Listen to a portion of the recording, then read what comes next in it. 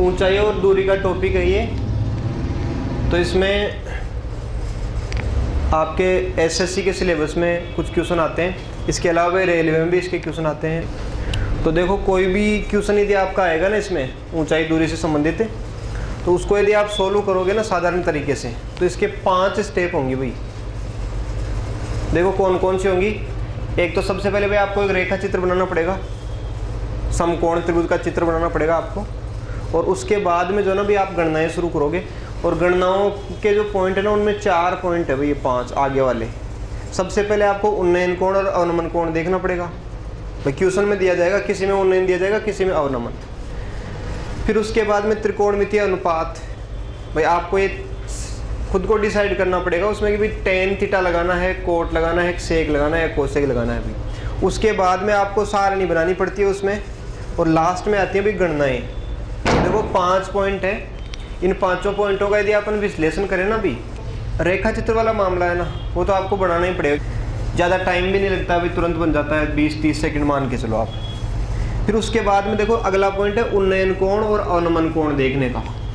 तो ये जो पॉइंट है ना, ज़्यादा टाइम तो खैर नहीं खाता और कठिन भी नहीं है, ये सरल ही है, कोई ज़्यादा दिक्कत वाली बात नहीं है। उन्नयन और अवनमन कोण वो आसानी से समझ में आते हैं हर किसी को, कोई भी हो भाई, आराम से आप एक बार देख लो समझ में आ जाएंगे आपको।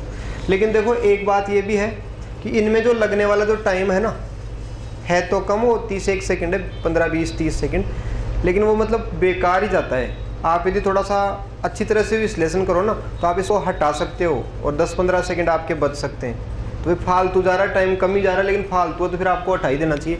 तो देखो अपन इस तरीके से कुछ ना कुछ ऐसा कर लेंगे इसमें कि एक तो आपका ये पॉइंट जो है ना भाई रिमूव हो सके क्वेश्चन में से, अपने को माथा पच्ची नहीं करनी पड़े बार बार कि भाई उन्नयन दिया है, अवनमन दिया है, तो ये अपने को हटाना है भाई इसमें। उसके बाद देखो अगला पॉइंट है भाई त्रिकोणमितीय अनुपातों की स्थापना। तो देखो त्रिकोणमिति में 6 अनुपात होते हैं। कौन कौन से होते हैं भाई? साइन, कोस, टेन, कोट, सेक और कोसेक। तो इनको डिसाइड करना होता है चित्र में कि कौन सा लगेगा, साइन लगेगा, कोस लगेगा। और मैं आपको बता दूं, साइंस मैथ वालों के लिए तो कोई प्रॉब्लम नहीं इसमें, लेकिन बाकी के जो स्टूडेंट है ना उनके लिए बड़ी प्रॉब्लम भी इसमें। ये जो पॉइंट है ना हर किसी को समझ में नहीं आता, और आता है ना तो दिमाग जो है ना इसको अच्छी तरह से कैच नहीं कर पाता। तो ये जो पॉइंट है ना, टाइम ज़्यादा नहीं खाता ये भी, लेकिन भाई एक तरह से ब्रेक लगा देता है क्वेश्चन के बीच में। तो अपन ये कोशिश करें कैसे ना कैसे कि भाई ये हट सके तो बढ़िया रहेगा भाई, आपके लिए कैलकुलेशन थोड़ा इजी होकर क्या जाएगा। अगला पॉइंट है भाई त्रिकोणमितीय सारणी। तो देखो सारणी आप सभी ने देखी होगी, बनाना भी आता होगा भाई। यदि नहीं बनाना आता है तो आप बनाना सीख सकते हो भाई, सरल है, कोई दिक्कत नहीं है। लेकिन बात यहाँ पर सरलता की नहीं है, बात है यहाँ पर टाइमिंग की भाई। आप कोई भी क्वेश्चन करोगे उसके बीच में यदि सारणी बनानी पड़ेगी ना आपको, तो भाई 2 मिनट खा जाएगी। और एसएससी के क्वेश्चनों में, किसी भी एग्जाम कंपटीशन के क्वेश्चनों में आपको हर क्वेश्चन के लिए भाई 2 मिनट जैसे टाइम मिलने वाला स्थिति होती नहीं है भाई, बहुत कम टाइम मिलता है आपको। तो ये सबसे खतरनाक है भाई, अपने को कोई ना कोई कोशिश करके इसको इसमें से हटाना चाहिए। तो 3 पॉइंट तय हो गए भाई। उसके बाद में गणनाओं की बारी आती है। तो गणनाएं आप 10 कोट वाली गणनाएं करोगे तो पहली बात तो कठिन होंगी, टाइम खाएंगी, और हर कोई उनको सीख भी नहीं सकता भी। तो इसमें से भी आपको यदि कोई थोड़ी बहुत काट छाँट यदि आप कर सकते हो तो भाई करनी चाहिए आप, तो आपका क्वेश्चन सुलझ के आ जाएगा। तो देखो 5 पॉइंटों में से ये पॉइंट तो अपने को बनाना भी, अपन भी इसको यूज करेंगे। बाकी की जो 4-5 पॉइंट है ना उनको अपन खत्म करेंगे क्वेश्चन में से। तो खत्म करने के लिए सबसे पहली जरूरत ये है कि अपन इनका अध्ययन करें, सबसे पहले अच्छी तरह समझेंगे उनको। पहली स्टेप है भाई आपके रेखा चित्र बनाने से रिलेटेड, तो वो आप देखोगे भाई। ये देखो भाई, आप कोई भी क्वेश्चन करोगे ना ऊंचाई दूरी का, तो इसमें आपको समकोण त्रिभुज का ऐसा चित्र बनाना पड़ेगा भाई। समकोण त्रिभुज का हमेशा ही समकोण त्रिभुज ही बनेगा, यहाँ पर 90 डिग्री का कोण बनेगा। और इसमें देखो आप अध्ययन कर रहे हो ऊंचाई दूरी का, तो देखो इस भुजा को तो कहते हैं ऊंचाई, हाइट, और इसको कहते हैं भाई दूरी या डिस्टेंस। तो ये ऊंचाई है, ये दूरी है, और ये इसका कर्ण है भाई। तो आपको ये जो 3 भुजाएं होगी ना, उसमें से कोई सी ना कोई सी एक भुजा तो एग्जामिनर देगा, और बाकी की 2 में से कोई सी निकालनी पड़ेगी आपको। और एक कोण भी दिया जाता है क्वेश्चन में। तो देखो कोण कौन सा दिया जाता है, कौन सा अपने काम में आएगा। तो देखो आप ऐसे चित्र बनाओगे ना, तो आपके सबसे ज्यादा कोण तो ये काम में आएगा भाई। यदि ये कोण आपको मिल जाता है ना, नीचे वाला आधार कोण, तो आपके लिए क्वेश्चन सरल हो जाएगा। और नहीं तो भाई आपको ये निकाल करके फिर गणनाएं आगे बढ़ानी पड़ेगी। तो एग्जामिनर कई बार तो इसको दे देता है सीधा दे देगा कि ये कोण है। और कई बार इसको नहीं दे करके और एक कोण देखो यहाँ सीख देता है ऊपर, तो यदि ऊपर वाला कोण देगा तो आपको गणना करके पहले इसको निकालना पड़ेगा, फिर आपका क्वेश्चन आगे बढ़ेगा भाई। तो देखो ये कोण देगा या ये कोण देगा, अपन क्वेश्चन को कैसे आगे बढ़ाएंगे कि जैसे ज्योमेट्री की बात है भाई, ये आप समझते भी होंगे इसको, कि जैसे मान लो कोई समांतर रेखाएं दो समांतर रेखाएं हैं, इनको यदि कोई तिरछी रेखा काट दे ना भाई, जैसे मान लो समांतर रेखाएं थी दोनों और ऐसे कोई तिरछी रेखा काट दी, तो इसमें कोई जेड बन गया क्या? जेड कहाँ पर बन गया?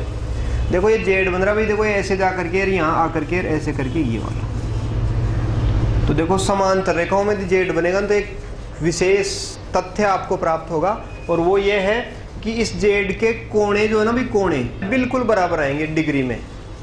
बराबर का मतलब जैसे मान लो ये 20 डिग्री का कोण आ गया ना, तो ये भी 20 डिग्री का ही आएगा भी। कोणा समझ लो, कोण समझ लो, एक ही बात है भाई। तो इसके हिसाब से दोनों के दोनों कोण बराबर आएंगे। कब?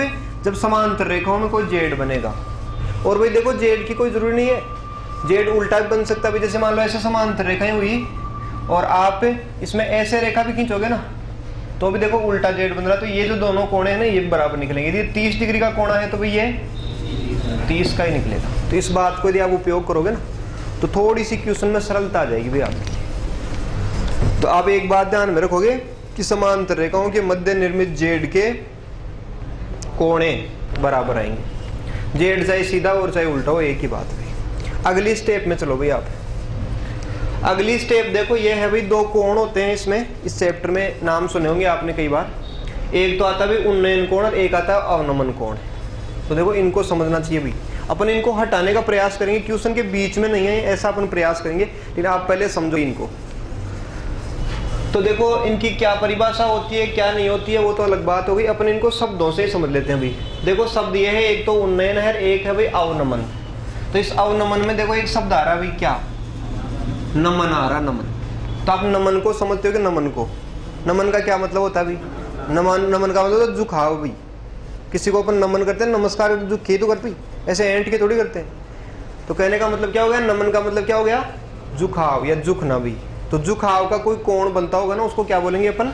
अवनमन कोण बोलेंगे। और एक फिर उसका उल्टा होगा, वो क्या होगा भी? उन्नयन कोण। तो झुकाव वाले कोण को अवनमन बोलेंगे। ये बात अपने को थोड़ी समझ में आई है भाई। इसको आप गहराई से समझना चाहते हो ना, तो आपको देखो एक एग्जाम्पल लेना होगा। कोई मकान है भाई ये, और ये कोई सड़क है। इस मकान पर एक आदमी खड़ा है, मान लो ये है ना भाई, और दूसरा आदमी खड़ा है सड़क पर। तो देखो एक स्थिति ये है कि भाई ये जो ऊपर खड़ा है ना, उसकी नजर है ना, नजर मान लो ये सावधान की पोजीशन में खड़ा है भाई ऐसे करके। तो इसकी नजरें कैसे होंगी भाई? बिल्कुल ऐसे सामने होंगी ना भाई ऐसे। तो अभी ये सावधान की पोजीशन में, इसकी नजर देखो भाई इधर होनी चाहिए, इसकी नजर सीधी नजर ऐसे होनी चाहिए। और मान लो ये जो नीचे वाला है ना भाई, ये भी सावधान की पोजीशन में, तो इसकी भी नजर ऐसे सीधी होनी चाहिए। तो इसकी नजर अभी यही इधर है, इसकी नजर तो इधर है और इसकी नजर भाई ऐसे है। तो क्या एक दूसरे की तरफ देख रहे हैं क्या? अभी नहीं देख रहे। अभी तो इनकी नजर भाई ये इधर देख रही है और ये इधर देख रहा है इस तरीके से। तो आप देख, ये जो इनकी सीधी नजर है ना, वो समांतर रेखाओं की तरह है। तो ये ऐसे देख नहीं पाएंगे भाई। तो कैसे देख सकते हैं भाई? आप बताओ। मान लो ये जो है ना, ये नीचे वाले को देखना चाहता तो कैसे देखेगा? नजरें इसकी झुकानी पड़ेंगी भाई ऐसे।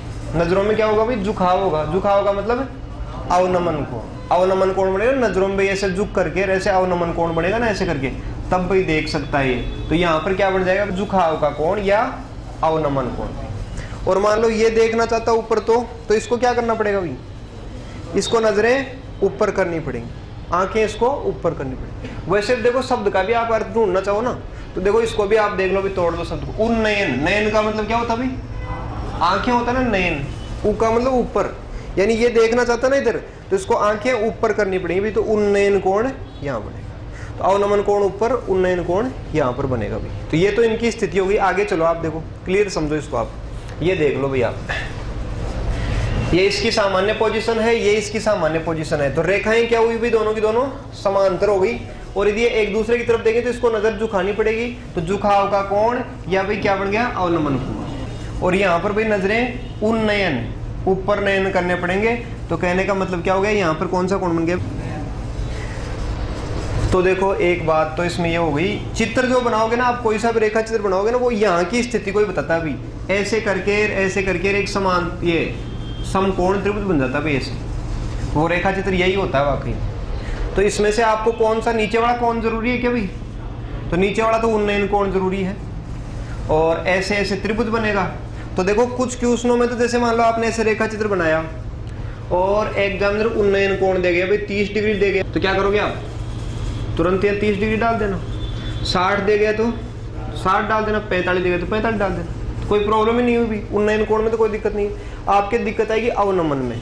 तो अवनमन देखो यहाँ होता भी, त्रिभुज से बाहर होता है। तो ये देखो ये क्या बन गया भाई, ये जेड बन गया कि समांतर रेखाओं में? जेड में क्या होता है?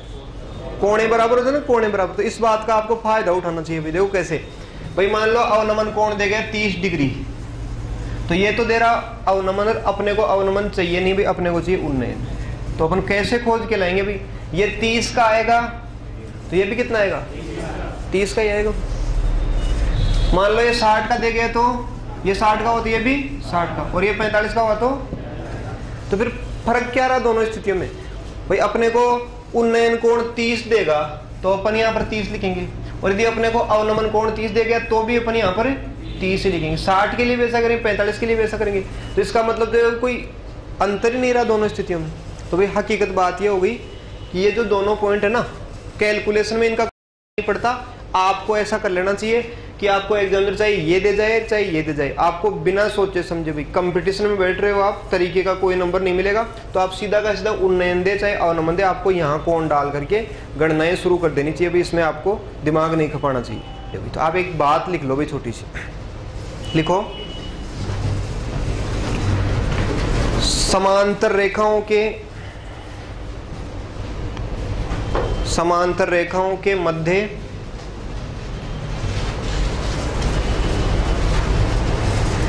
बनने वाले जेड के कोणों में स्थित होने के कारण उन्नयन तथा अवनमन कोण हर स्थिति में बराबर होंगे।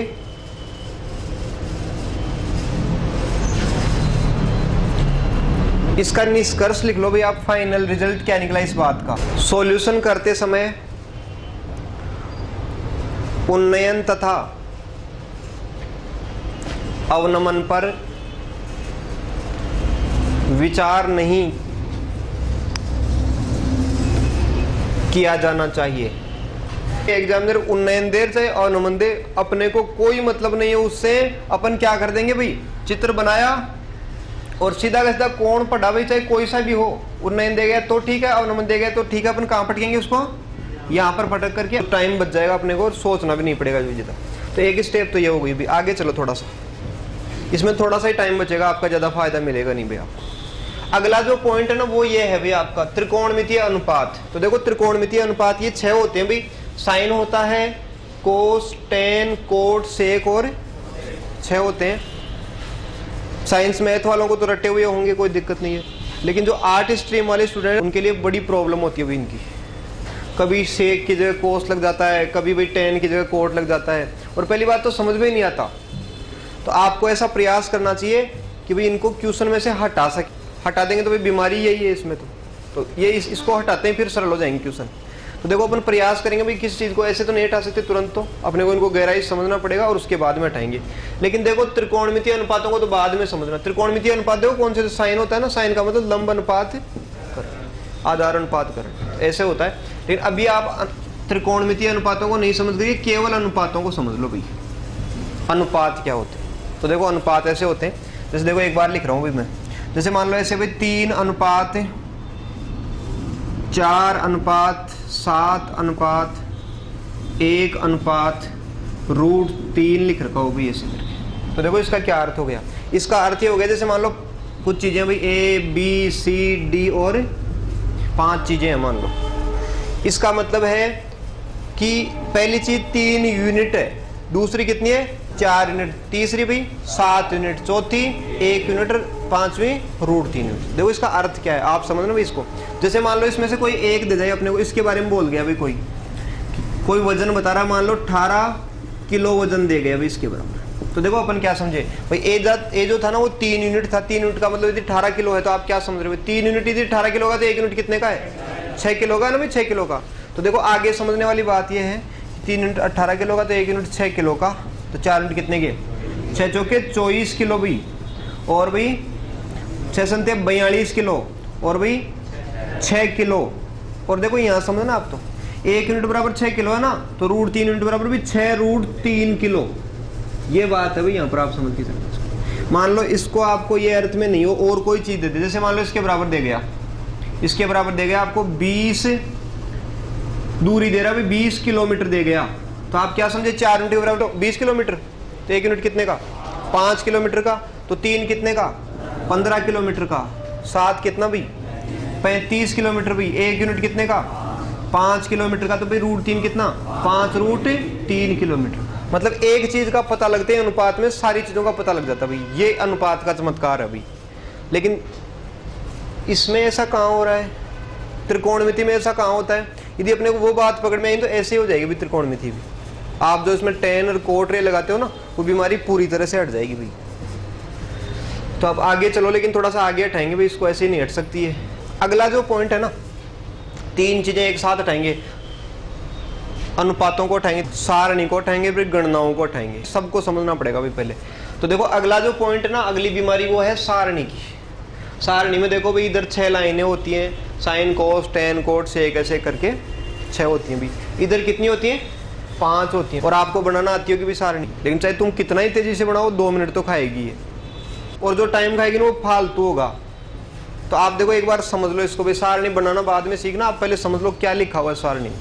तो देखो एक बात तो समझने वाली ये है कि आपके सारणी में जो 5 कोण लिख रहे हैं 0, 30, 45, 60, 90, ये सारे के सारे आपके ऊंचाई दूरी में काम नहीं आएंगे।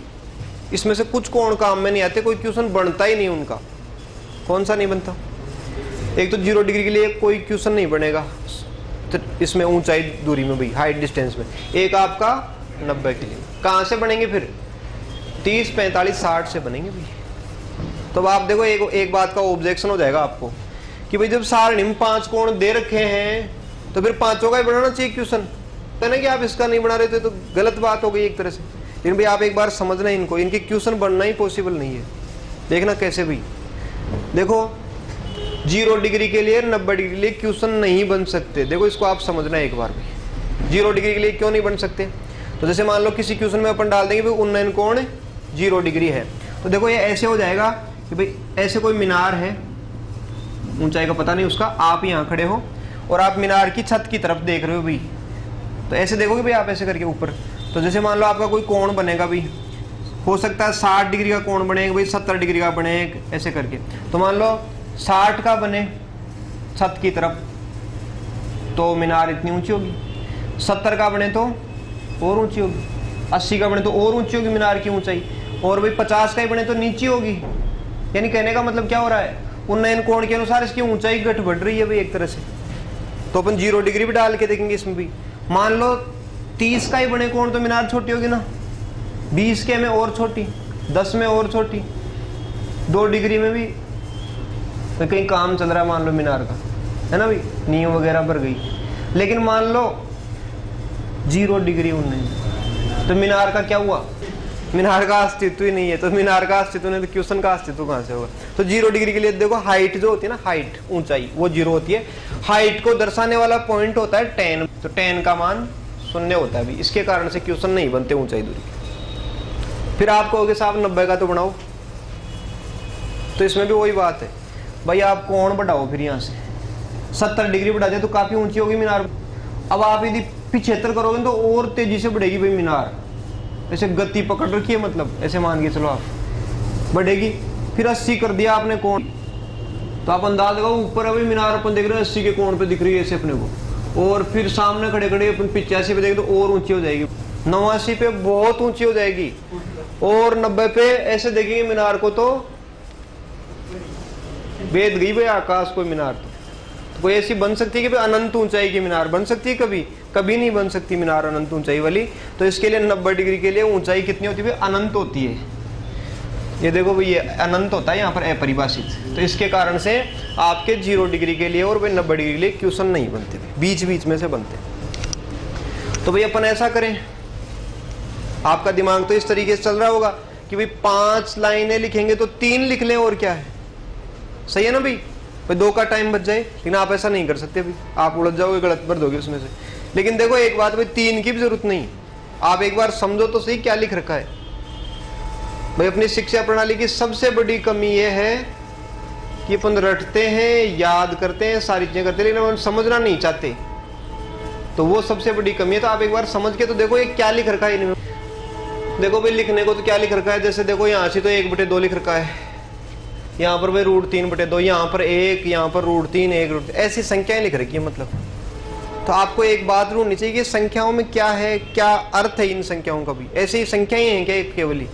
तो भाई संख्याएं नहीं है, इनका अर्थ है, बहुत विस्तृत अर्थ है भाई। क्या अर्थ है? देखो साइन का अर्थ होता है लंबवटेवकरण। लंबवटेवकरण का मतलब लंबवटेवकरण नहीं होता, लंब अनुपात करण होता भी।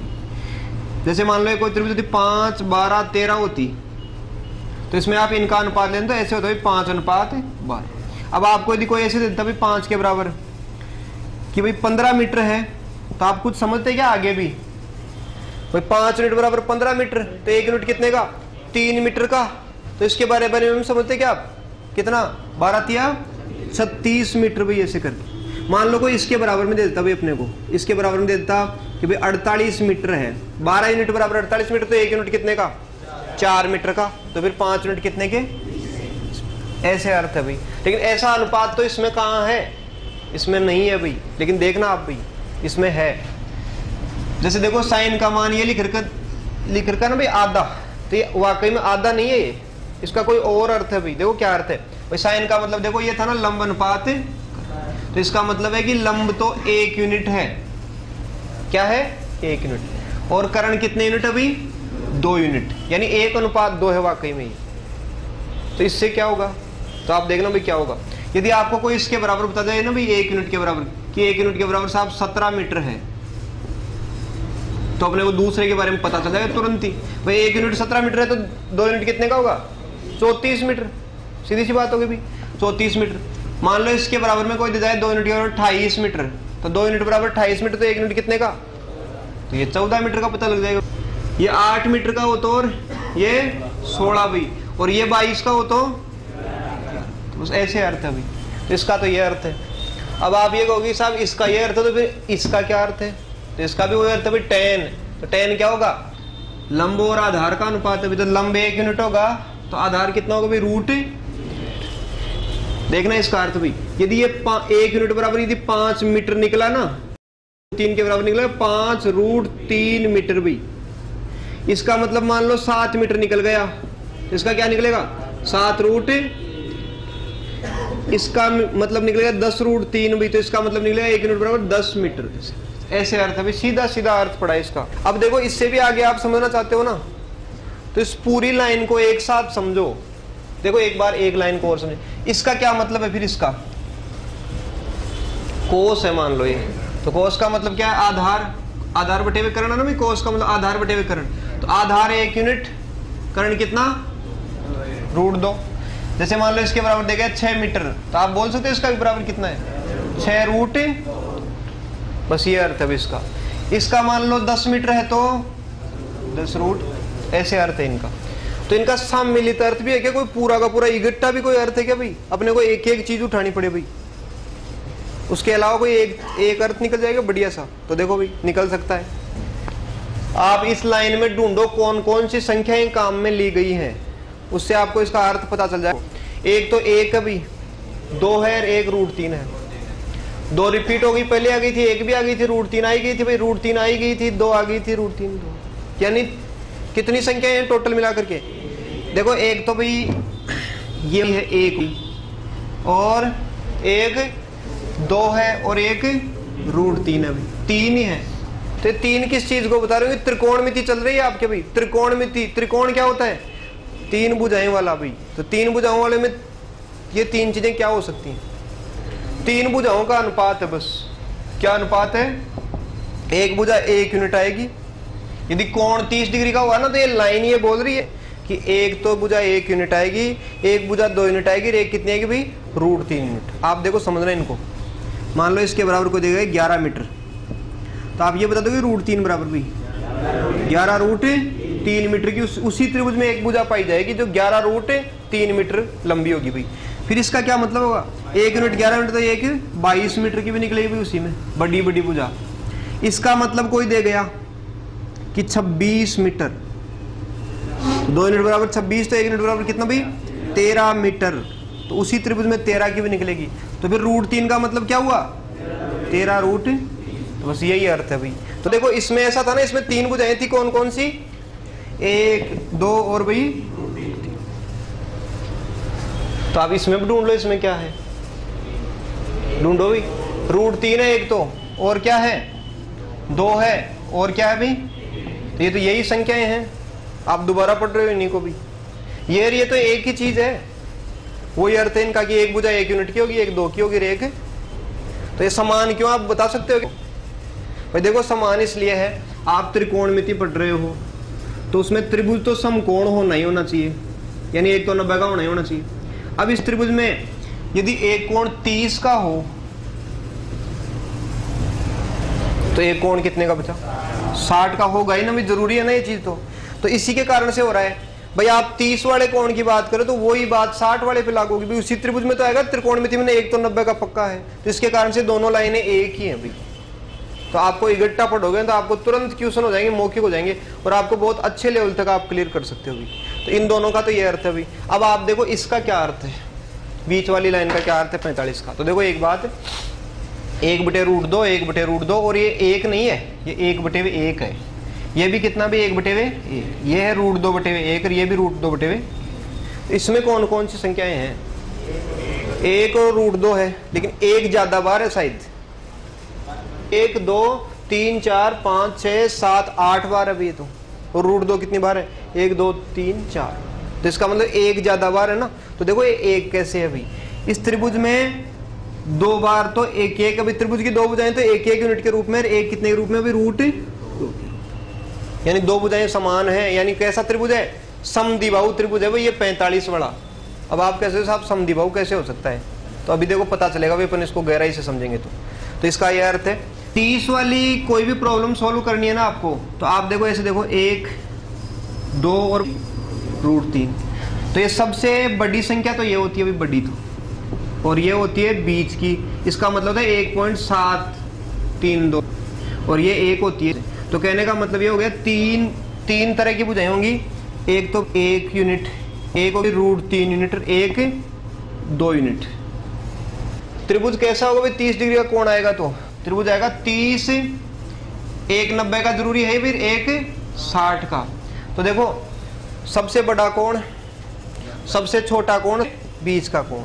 कोण 3 तरह के, तो भुजाएं 3 तरह की। बड़ी भुजा, बीच की भुजा और छोटी भुजा। एक तो 30 डिग्री के लिए समझना आपको, एक 45 के लिए, एक 60 के लिए। 3 ही समझ लेना। तो 3 में ये सबसे सरल ये पड़ेगा 45 वाला। आप त्रिकोणमिति की बात कर रहे हो तो उसमें समकोण त्रिभुज तो होना जरूरी है भाई, तभी त्रिकोणमिति चलेगी। एक तो 90 डिग्री का हो गया। अब एक कोण आप मान लो भाई कितने का? 45 का मान ले अपन, चलो 45 डिग्री का हो गया भाई। तो अब आप ये बताओ, ये भी कितना हुआ? 45 का ही हो गया भाई। ज्योमेट्री की बात है। यदि किसी त्रिभुज के 3 कोण बराबर हुए तो तीनों भुजाएं बराबर निकलेंगी भाई। 2 कोण बराबर हुए तो 2 भुजाएं निकले। और मान लो कोई कोण बराबर नहीं निकला तो फिर कोई भुजा भी बराबर नहीं निकल पाएगी भाई। तो अभी 2 कोण बराबर तो 2 भुजाएं बराबर।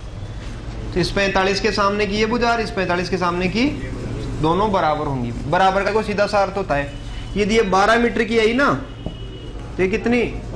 12 ही मीटर की आएगी। बराबर का मतलब बराबर। अब आप देखो भी ये बड़ी आएगी, तो बड़ी कैसे क्या आएगी पता नहीं। वही वापस लो बैक लो, एक बार देखें उसमें ढूंढ के लाएं बराबर कैसे क्या होगी। तो देखो इसमें क्या क्या थी भाई? इसमें आपने कौन कौन से यूनिट बनाए थे 45 वाले में भी? 1 √2 ही तो बनाए थे ना भाई। तो देखो ये होगा कि 2 तो बराबर 1 कुछ और आएगी। ऐसे मान लो 10 मीटर आया तो ये भी 10 मीटर ही आएगा, और वो कितना आएगा भाई 10 रूट 2। तो बड़ी बड़ी भुजा ये आएगी ना कर्ण, कैसे आई, इनको रूट 2 से गुणा कर दिया, या इसको कर दो या इसको कर दो, दोनों बराबर है। यदि ये 12 मीटर तो ये 12 मीटर, और बड़ी भुजा ज्ञात करनी है तो ऐसे आ जाएगी 12 रूट 2। 13 होती तो थी, वो कितनी होती फिर 13 रूट, लेकिन 17 रूट 2 होती तो ये 17 हो जाती। तो आप समझ गए ना भाई आप इस बात को, लेकिन आप गहराई से समझो भाई, 2 तो बराबर है, बराबर की तो कोई कैलकुलेशन की जरूरत नहीं है। 10 मीटर है तो 10 मीटर तो कोई दिक्कत ही नहीं है इसमें, तो इसको ज्ञात करोगे आप। तो भाई देखो ये दोनों तो बराबर हैं, और कर्ण है तो कर्ण तो बड़ा ही आएगा ना, तो बड़ा कैसे निकालोगे आप 10 रूट 2। यानी क्या किया वाकई में आपने भाई बड़ा निकाला था ना, कर्ण बड़ा, तो बड़े के लिए आपने क्या किया, आपने रूट 2 से गुणा कर दिया। भाई किसी भी चीज को बड़ा करना है तो क्या करेंगे अपन, गुणा ही तो करेंगे, गुणा करने में तो बड़ी होगी ना कोई संख्या, तो फिर आप देखो फिर छोटी करोगे तो क्या कर लोगे, तो फिर भाग देना पड़ेगा। तो सीधी सी बात हो गई कि आपको बड़ी करनी है तो गुणा कर देना, छोटी करनी है तो भाई भाग दे देना। तो देखना भाई एक बार आप 8 मीटर तो कितनी भाई 8 गुणा रूट 2 से गुणा बड़ी कर दी ना भाई, और छोटी करते मान लो 13 रूट 2 होती तो छोटी करते तो 13, यानी क्या कर दिया आपने, भाग दे दिया। तो कहने का मतलब बड़ी करने के लिए रूट 2 से गुणा, और भाई छोटी करने के लिए रूट 2 का भाग भी। लेकिन देखो भाग देने में आपको प्रॉब्लम आएगी भाई। देखो आपने ये तो आराम से निकाल लिया कि यदि 17 रूट 2 आया तो आप क्या लिखोगे, यहाँ पर 17 लिख दोगे यहाँ पर भी। लेकिन मान लो एक बात है कि ये रूट 2 आया नहीं तो क्या करोगे आप, यहाँ केवल 17 आ गया तो फिर क्या कर लोगे, तो छोटी कैसे निकालोगे भुजा, छोटी के लिए तो भाग देना जरूरी है भाई। तो आप क्या करो, रूट 2 का भाग देके क्या निकालो भाई, ये 17 है तो ये 17 बटे हुए भाग तो लगेगा जरूर भाई इसमें। रूट 2 ऊपर होता तो कट जाता, नहीं होगा तो भाग के रूप में नीचे स्थायी हो जाएगा भाई। तो ये भी कितना हो जाएगा 17 बटे रूट।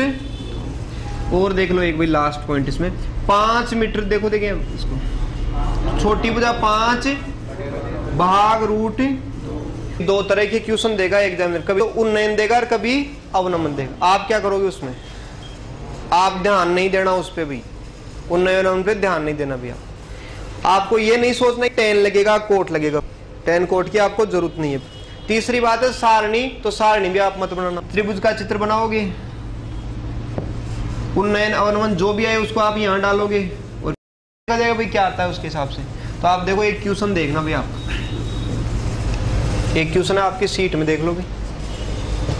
पहला क्वेश्चन है कि एक मीनार के आधार से 137 मीटर दूर, एक मीनार का आधार है भाई, उससे 137 मीटर दूर स्थित किसी बिंदु से उसके शिखर का उन्नयन कोण 45 डिग्री है, मीनार की ऊंचाई ज्ञात। तो देखो क्या अर्थ है इसका, एक मीनार है भाई, मकान है, उसके आधार से, आधार का मतलब होता है भाई नींव से 137 मीटर दूर, भी 137 मीटर दूर क्या है, वहां से उसके शिखर का कोण है कितना 45, ये 45 तो ये 45, और ये क्या पूछ रखा है मीनार की ऊंचाई। तो मीनार की ऊंचाई आप बताओ, ये 137 है तो ये भी कितनी है, बराबरी तो है 137 मीटर है भाई। तो ये आपका आंसर आ गया। लेकिन मान लो आपसे वो ज्ञात करवाता तो क्या करते, बड़ी का मतलब रूट 2 गुणी, तो आराम से करते आप 137 रूट 2, तो आंसर आता भी, कोई दिक्कत ही नहीं थी। आप आगे चलो, अगले क्वेश्चन समझ में आ गया ना भाई आपको ये। आगे से दूसरा क्वेश्चन देखो आप इसमें, एक मीनार के आधार से 200 मीटर दूर स्थित किसी बिंदु से उसके शिखर को एक धागे से उन्नयन कोण 45 पर बांधा गया भाई। एक मीनार है, मीनार के आधार से यानी जड़ों से 200 मीटर दूर जाने के बाद किसी बिंदु से उसके शिखर को बांध दिया, धागे से बिंदु पे बांध दिया और इसे शिखर पे बांध दिया भाई। मीनार के 200 मीटर दूर बांध दिया और कोण कितना 45 डिग्री का आपने रखा। तो अब धागे की लंबाई बताओ, तो धागा किधर है, करनी तो है कितना 200 रूट 2 आ जाएगा भाई, 200 रूट। ये मीनार पूछता तो 200 आती, कोई दिक्कत ही नहीं है भाई इसमें। आप अगला क्वेश्चन देखो भी, आप एक सैटेलाइट टावर के शिखर को 500 मीटर लंबे धागे से 45 डिग्री कोण पर बांधा गया भाई। एक सैटेलाइट का कोई टावर का शिखर है भाई, सैटेलाइट टावर का शिखर है उपग्रह का, उसकी चोटी को 500 मीटर लंबे धागे से 45 डिग्री कोण पर बांधा गया।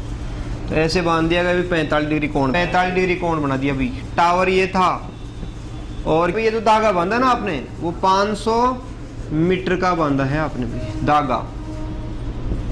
तो आप बताओ टावर की ऊंचाई क्या है? क्या करोगे? छोटा है ना, छोटा, छोटे का मतलब क्या? भाग देना पड़ेगा, भाग। तो क्या करोगे, कैसे दोगे? 500 बटे हुए रूट 2। 500 बटे हुए रूट 2। समझ में आ गई भी आपको? आगे चलो।